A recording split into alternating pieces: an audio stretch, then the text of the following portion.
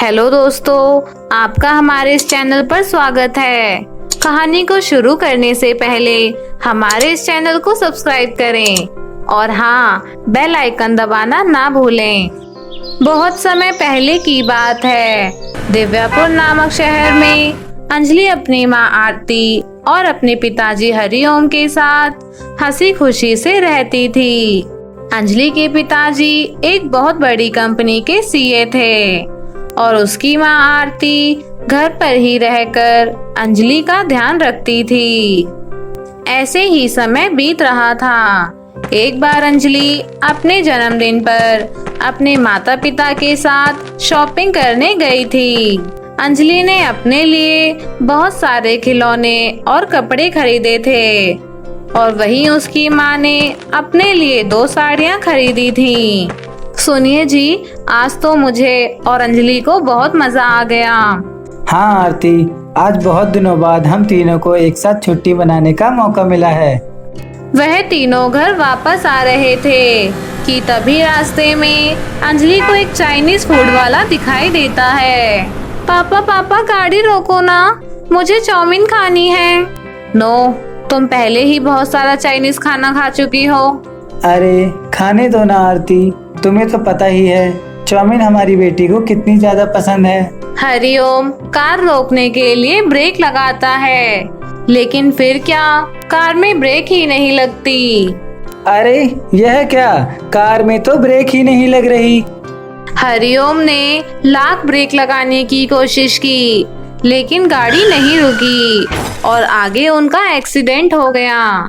इस हादसे में आरती और हरिओम दोनों की मौत हो जाती है। लेकिन वह कहते हैं ना, जाको राखे साइयां, मार सके ना कोई। अंजलि को मामूली खरोंच आई और वह बच गई।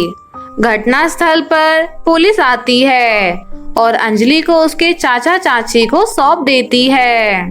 मम्मी पापा उठो ना प्लीज, चाचा चाची देखो ना, मेरे माता पिता को क्या हो गया है। उठो ना, मैं चाउमीन खाने के लिए अब जिद नहीं करूंगी। यह अब कभी नहीं उठेंगे बेटी, तुम चिंता मत करना, तुम्हारी चाची अभी जिंदा है, तुम्हें कोई भी तकलीफ नहीं होने दूंगी मैं। अंजलि अपने चाचा चाची के साथ उनके घर आ जाती है। अंजलि की चाची की भी एक बेटी थी जिसका नाम था कुसुम। शुरू में तो अंजलि की चाची अंजलि का अच्छे से ध्यान रखती थी, परंतु जैसे जैसे समय बीतता गया अंजलि की चाची को लगता था कि उसके पति कुसुम से कम और अंजलि से ज्यादा प्यार करते हैं। हालांकि उन दोनों बहनों में बहुत प्यार था। ऐसे ही समय बीत रहा था। एक दिन अंजलि के चाचा अशोक काम से वापस आते हैं। अंजलि देखो, मैं तुम्हारे लिए चाउमीन लेकर आया हूँ। तुम्हें चाउमीन बहुत पसंद है ना? अंजलि भागते हुए आती है। उसके चाचा जी के हाथ में एक थैला था जिसमें उसके लिए चाउमीन रखी थी। यह देख अंजलि बहुत खुश होती है। अरे वाह, कितनी अच्छी खुशबू आ रही है, थैंक यू चाचा जी। तभी उसकी चाची सिमरन वहाँ आ जाती है। यह क्या जी, कुसुम इतने दिनों से आपको चाउमीन के लिए बोल रही है, आप उसके लिए तो नहीं लाए और अंजलि के लिए बिना बोले ही ले आए। अरे अंजलि को तो चाउमीन बहुत अच्छी लगती है ना, और वैसे भी कुसुम अगर ज्यादा चाइनीज फूड खाएगी तो उसका पेट खराब हो जाएगा। चाची, यह चाउमीन आप कुसुम को दे दीजिए, मैं फिर कभी खा लूंगी। अब तो मुझे मत सिखा कि किसे क्या देना है और क्या नहीं। चल जा, बड़ी दानवीर बन रही है। अंजलि के चाचा जानते थे कि सिमरन का अंजलि के प्रति स्वभाव बहुत खराब है, लेकिन घर में कलेश ना हो इसलिए वह अपनी पत्नी से ज्यादा कुछ नहीं कहते थे और वह अपने कमरे में चले जाते हैं। एक दिन, सुनिए जी, सुनते हो?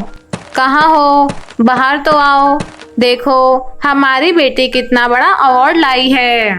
अशोक बाहर आता है और कहता है, अरे वाह, तब तो यह और भी खुशी की बात है।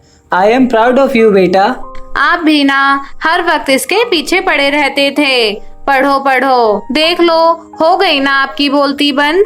पर पापा, यह अवार्ड तो अंजलि का है, वह पूरे स्कूल में फर्स्ट आई है। यह तो खुशी की बात है, आखिर यह भी तो मेरी बेटी जैसी ही है। I am proud of you बेटा। क्यों री अंजलि, कुसुम तुम्हारी नौकरानी है क्या, जो तुमने इतनी भारी ट्रॉफी उसे थमा दी और खुद महारानी की तरह हाथ हिलाते हुए आ गई। ऐसे ही दिन बीत रहे थे। अंजलि, ओ अंजलि। क्या हुआ चाची? ज्यादा भोली मत बन, इतनी देर से तुझे बुला रही हूँ, सुनाई नहीं देता क्या? पर माँ, सही में आपकी आवाज मुझे नहीं सुनाई दे रही थी। अगर खेलना हो गया हो तेरा तो जरा अपनी चाची की खाना बनाने में मदद कर दे, मेरा सर दर्द से फटा जा रहा है। धीरे धीरे सिमरन किसी न किसी बहाने से अंजलि से घर के काम करवाने लगती है। कभी कभी तो वह उसे स्कूल जाने से भी रोक देती थी और घर का कोई ना कोई काम थमा देती थी। इससे अंजलि की पढ़ाई पर असर पड़ने लगा। उसके मार्क्स एकदम से कम आए और उसके स्कूल में उसके चाचा चाची को बुलाया गया और दोनों से कहा गया कि उसकी पढ़ाई पर ध्यान दें। लो जी, अब कर लो। Proud of you. पूरे स्कूल में नाक कटवा दी इसने। जब देखो तब कैंची की तरह जुबान चलाती रहती हो। वाह जी, नंबर भतीजी के कम आए और गुस्सा हम पर उतार रहे हो। अशोक ने अंजलि से बात पूछने की कोशिश की, लेकिन अंजलि ने नंबर कमाने की वजह के बारे में कुछ नहीं बताया। लेकिन कुसुम ने अपनी माँ की सारी पोल पट्टी खोल दी और अपने पिता को बताया कि कैसे उसकी माँ अंजलि की पढ़ाई को डिस्टर्ब करती है और कई बार तो उसे स्कूल भी नहीं जाने देती। अशोक यह बात सुनकर बहुत गुस्सा होता है। हाँ भाई, एक मैं ही तो दुश्मन हूँ तुम्हारी भतीजी की, सब मैंने ही किया है। अरे किसके घर में उसकी बेटियां काम में हेल्प नहीं करती? लेकिन मैंने तो सुना है तुम सारा दिन उससे कुछ न कुछ घर का काम लेती रहती थी और उसे स्कूल भी नहीं जाने देती थी। अंजलि से ऐसा कौन सा पहाड़ तुड़वा लिया मैंने जो तुम मुझ पर इतना चढ़ रहे हो? अगर मुझसे इतनी दिक्कत है तो मैं ही यह घर छोड़कर चली जाती हूँ। अशोक समझ गया था कि सिमरन से बोलने का कोई फायदा नहीं है, इसलिए उसने घर में एक नौकरानी रख दी। इससे सिमरन और भी चिढ़ गई।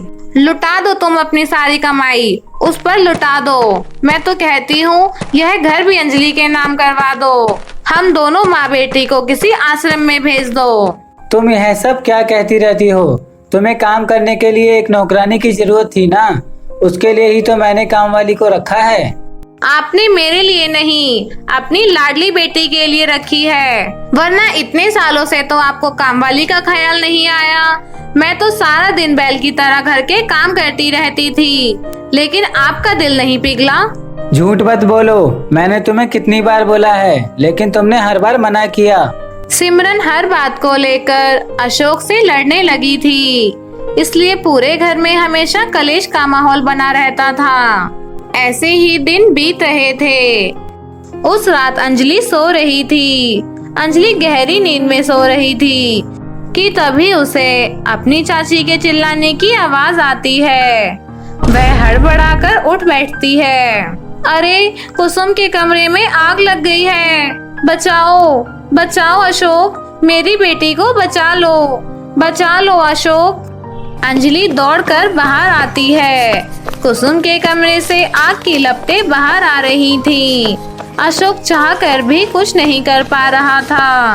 अंजलि ने आप देखा ना ताव, वह कुसुम के कमरे में घुस गई और आग की लपटों से बचते हुए कुसुम के पास पहुंची।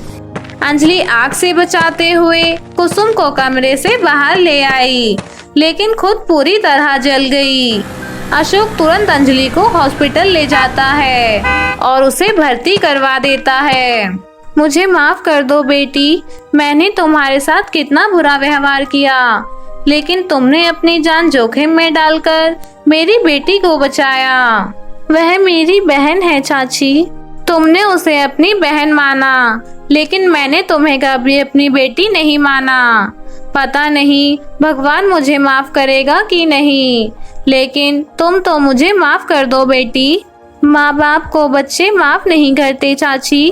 चाची नहीं माँ, आज से मेरी 2 बेटियां हैं, अंजलि और कुसुम।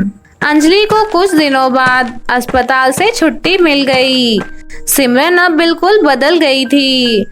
वह अपनी दोनों बेटियों के साथ खुद को दुनिया की सबसे खुशनसीब औरत समझती है। और उस दिन के बाद अंजलि अपने चाचा चाची और अपनी बहन कुसुम के साथ हंसी खुशी से रहने लगती है।